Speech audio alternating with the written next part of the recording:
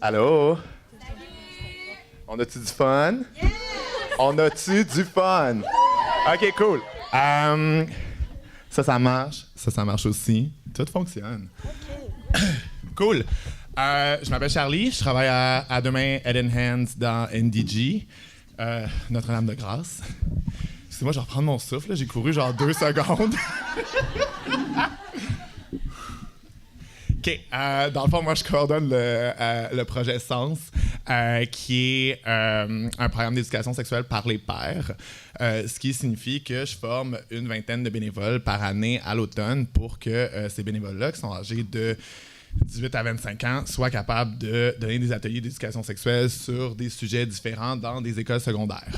Fait que dans le fond, je vais vous parler non seulement d'éducation sexuelle par les pairs, puis c'est quoi, qu'est-ce que c'est comme levier d'intervention, ça, de l'intervention par les pairs en contexte d'éducation à la sexualité, mais aussi je vais vous parler de notre approche qui est queer et de réduction des méfaits, 2 trucs dont on n'entend pas beaucoup parler dans les écoles secondaires. Donc, premièrement, pourquoi on fait de l'éducation par les pairs? Pourquoi c'est ce qui est le plus efficace dans le contexte de notre programme? C'est parce que c'est intéressant pour des jeunes secondaires d'avoir d'autres jeunes devant eux qui ont un langage puis des expériences similaires qui leur parlent d'éducation sexuelle. Souvent, un des gaps dans l'éducation sexuelle, c'est... on s'entend qu'on vit dans une période où, entre les générations, il y a de plus en plus d'incompréhension, surtout sur le plan des interactions en ligne, de genre comment que la vie sociale se technologise, puis ben t'as beaucoup, comme là dans le contexte de la réforme de l'éducation sexuelle où c'est les profs qui font l'éducation sexuelle, t'as beaucoup de profs qui se sentent dépassés aussi par les nouveaux modes d'interaction des jeunes. Fait que c'est intéressant d'avoir des gens qui comprennent puis qui ont le langage pour pouvoir donner une éducation sexuelle qui se rapproche plus des attentes puis de ce que les jeunes veulent. Il y a aussi le truc de étant donné qu'on est des gens extérieurs, qu'on n'a pas autorité sur eux et elles, les élèves, il y a aussi une ambiance comme vraiment plus décontractée puis de confiance qui s'installe plus rapidement. Fait que dans le fond, l'éducation sexuelle par les pairs, vraiment cool. Est-ce que c'est quelque chose qui se fait rapidement en un claquement de doigts, qui est magique? Non, ça demande beaucoup d'efforts de coordination puis de travail, en fait. Moi, ma job, c'est vraiment comme de former cette vingtaine de bénévoles-là, puis après ça, de comme faire l'outreach, faire les liens, m'assurer que je suis capable de leur booker des ateliers, m'assurer qu'ils sont préparés pour aller donner ces ateliers-là.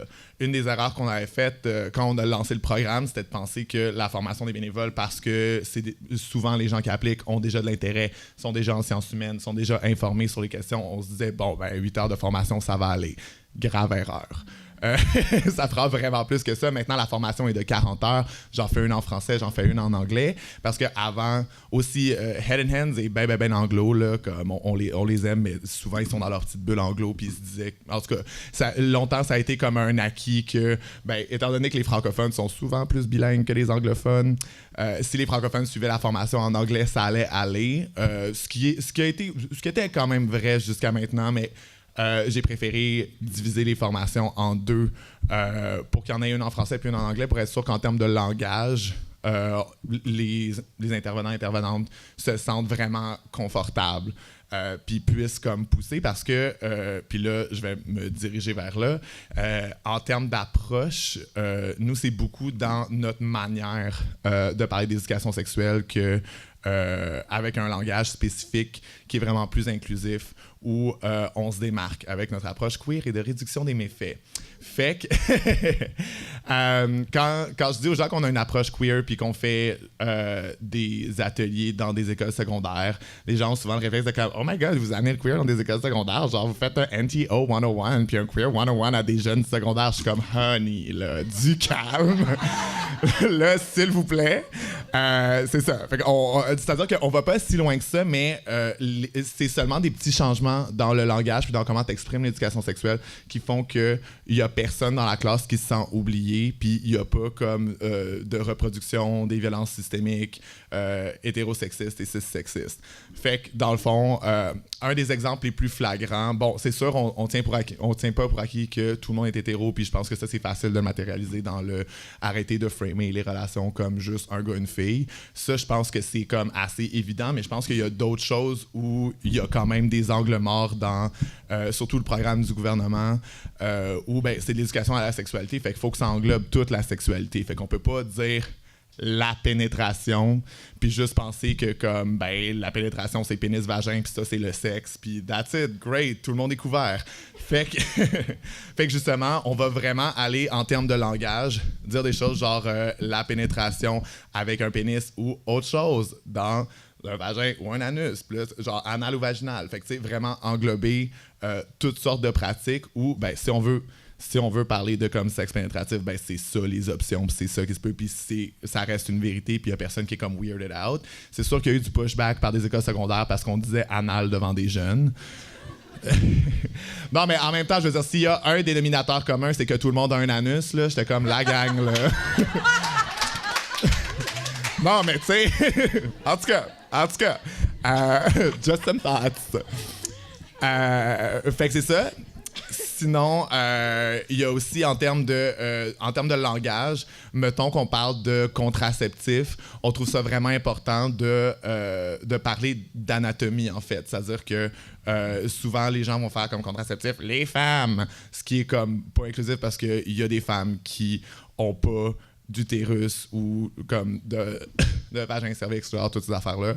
Puis il y a des gens qui ont ça, mais qui sont pas des femmes. Fait que, mettons que, je sais pas, je suis en train de parler de stérilet, ben c'est important de dire pour les gens qui ont des utérus puis qui voudraient un stérilet parce que c'est en lien, fait que c'est pas bizarre, right? Souvent, quand je dis qu'on désigne plus des trucs anatomiques au lieu de désigner des genres pour parler de ces choses-là, les gens sont comme, mais là, c'est pas un peu weird, mais c'est pas comme si je disais, ah oui, les gens qui ont des pénis qui aiment ça aller chez Canadian Tire puis les gens qui ont des vulves qui aiment ça aller chez Sephora. Tu sais, comme ça, c'est weird parce que c'est tenir des acquis bizarres en termes d'anatomie, mais si je parle directement d'anatomie, c'est pas weird de juste désigner l'anatomie, right?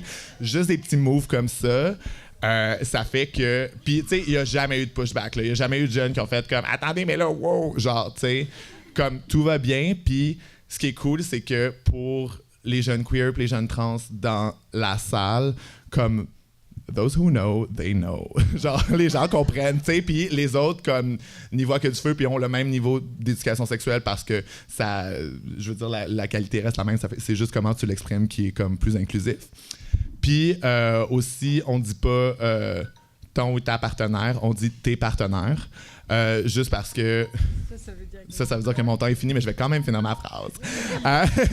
Dans le fond, on dit ton ou tes partenaires juste pour briser avec les modèles qui sont plus nécessairement ancrés dans une approche genre d'abstinence absolue, mais qui sont encore hérités de ça dans la mesure où on va dire aux jeunes genre...